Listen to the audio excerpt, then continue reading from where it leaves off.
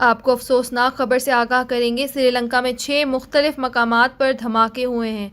श्रीलंका के शहर कोलंबो में ईस्टर के मौके पर 3 गिरजाघरों और 3 होटलों में धमाकों के नतीजे में 137 अफराद हलाक और 200 से जायद जख्मी हो गए।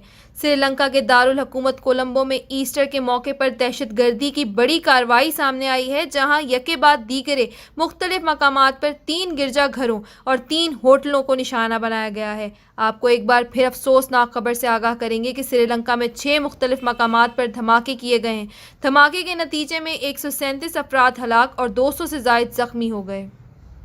मज़ीद खबरों, वीडियोस और अपडेट्स के लिए लाइक करें, सब्सक्राइब करें और बेल आइकन को क्लिक करें।